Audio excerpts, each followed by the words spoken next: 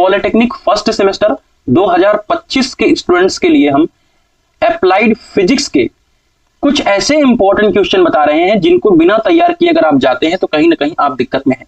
तो उन क्वेश्चंस को आपको जरूर समझ लेना है। तो चलिए बिना देरी के अपनी इस वीडियो की शुरुआत करते हैं। अप्लाइड फिजिक्स फर्स्ट के लास्ट मोमेंट कुछ क्वेश्चंस मैं आपको पहले ही बता चुका हूं, लेकिन मैं नंबरिंग करना चाहता हूं। उन क्वेश्चंस की नंबरिंग करूंगा।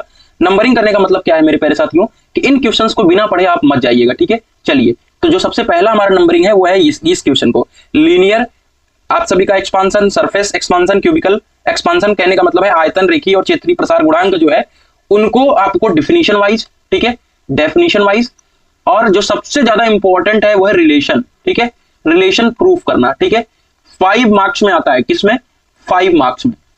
चलो, अप्लाइड फिजिक्स को बताते समय ये बता दे रहा हूं कि ज्यादा बड़े क्वेश्चंस नहीं है, क्योंकि 4 ही क्वेश्चंस बड़े करने हैं 5-5 नंबर में, बाकी आपके 2-2, 2.5 नंबर के करने हैं। तो छोटे छोटे जो डेफिनेशंस हैं उनकी प्रैक्टिस को ज्यादा करते चलिए।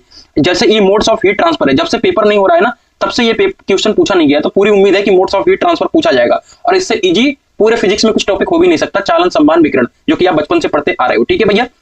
ये क्वेश्चन हो गया, तो ये दूसरे नंबर पे मैंने रख दिया। हाँ, आइए तीसरा नंबर का क्वेश्चन है मरकरी थर्मोमीटर। अगर आप सभी का चालन, संवहन, विकिरण नहीं पूछता है तो मरकरी थर्मोमीटर पूछ लेगा, और ये भी फ्री का क्वेश्चन मिलेगा 5 नंबर में, ठीक है, फ्री है। इससे इजी अगर मैं बात करूं इजी के, तो दूसरे नंबर पे ये इजी क्वेश्चन है सरफेस टेंशन, बहुत ही ज्यादा इंपॉर्टेंट क्वेश्चन बन रहा है। इसको और इसके एप्लीकेशंस को जरूर पढ़ लीजिएगा। आइए, उसके बाद जो इंपॉर्टेंट क्वेश्चन है मैं उसको बताने की कोशिश कर रहा हूं, जल्दी से उसके ऊपर हम आ जाते हैं। ये है इंपॉर्टेंट क्वेश्चन, मोस्ट इंपॉर्टेंट है, फिक्स क्वेश्चन है कि फ्रिक्शन क्या है, इसके एप्लीकेशंस बताओ, इसके types, static, limiting and dynamic friction. Fix question है, इसमें कोई भी दो राय नहीं है।